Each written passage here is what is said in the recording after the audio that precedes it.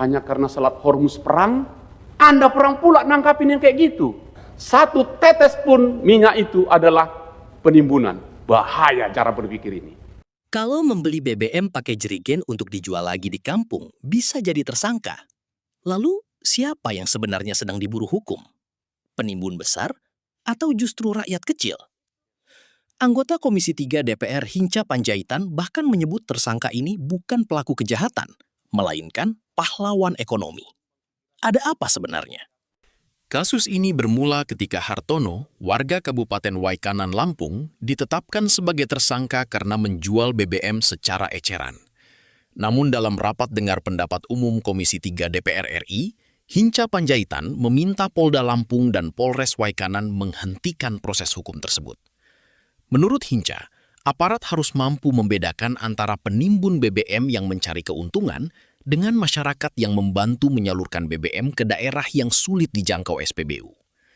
Ia menilai dalam kasus Hartono tidak terlihat adanya mens rea atau niat jahat untuk melakukan kejahatan.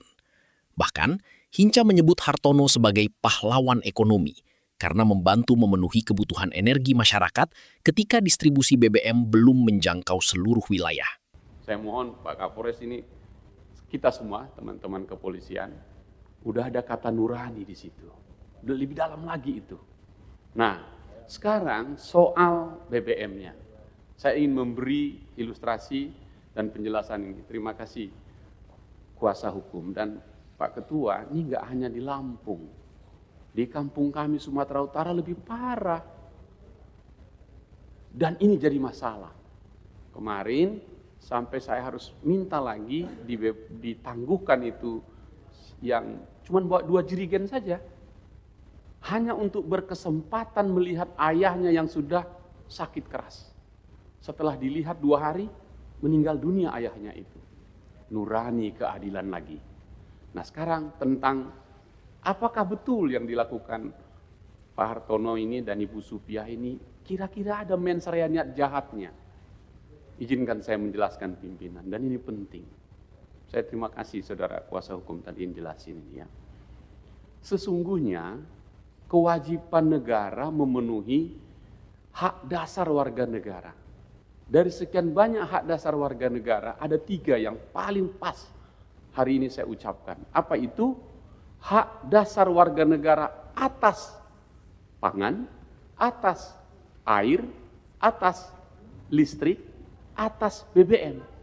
Itulah sebabnya Presiden Prabowo membuat astacitanya dengan satu kata yang sangat kena, kedaulatan pangan, energi, dan air.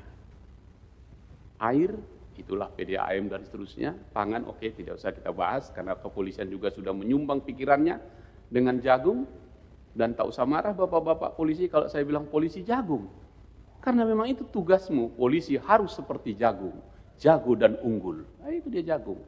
Nah, sekarang mari kita lihat energi. Tadi disebutkan, ini perintah Presiden Prabowo, tunggu dulu. Jangan-jangan kita salah menafsir ini kepolisian. Hanya karena Selat Hormuz perang, Anda perang pula nangkapin yang kayak gitu. Menurut saya nggak nyambung logika itu. Tidak, Pak.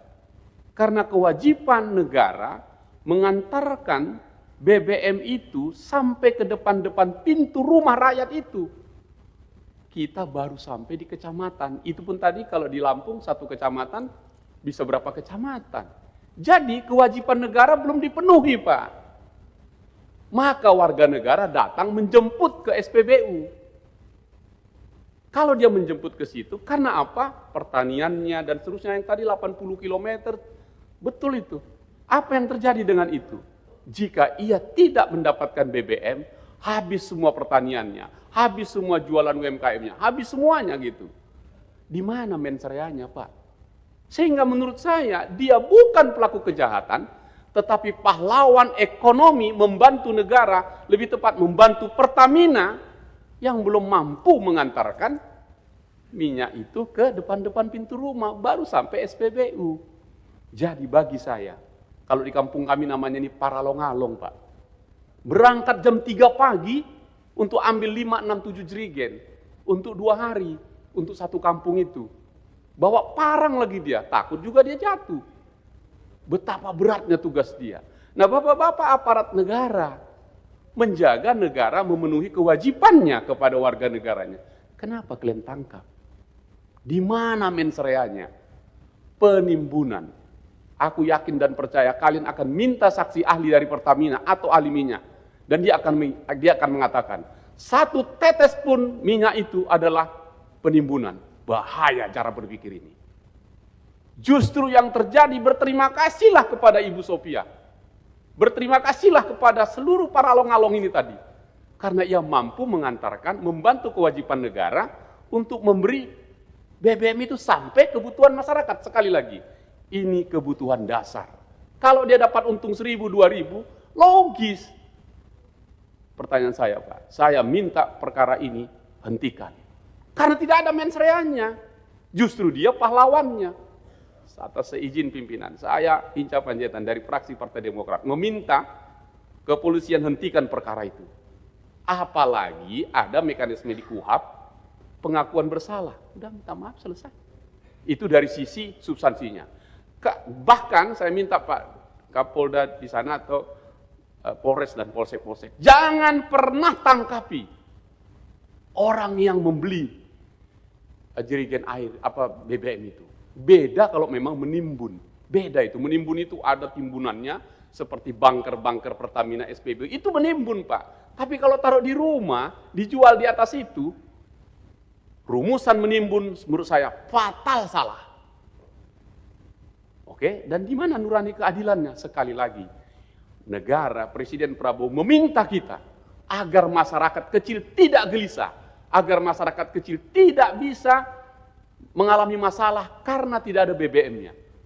Justru Pak Polisi, antar itu BBM-nya Pak, mau kemana dijual Bu, ayo antar. Bukan ditangkapi. Karena itu pimpinan, menurut pandangan saya, dengan KUHP baru kita, dengan penjelasan saya tadi, Ibu Sophia ini adalah pahlawan ekonomi negara di desa yang membantu penyiapan BBM itu. Saya kemarin ikut Pak, ngantri di SPBU. 6 jam saya ngantri. Jadi keadaannya darurat. Mereka membantu itu karena keluar tenaganya. Maka dia wajar dapat uang di situ. Apakah dia kaya raya karena itu? Enggak ada, Pak. Maka dosa terbesar kita adalah memenjarakan orang yang membantu negara. Karena itu mohon pimpinan saya minta perkara ini ditarik, dihentikan, selesaikan itu. Batalin itu. Kesalahan itu. Itu pandangan saya pimpinan. Terima kasih.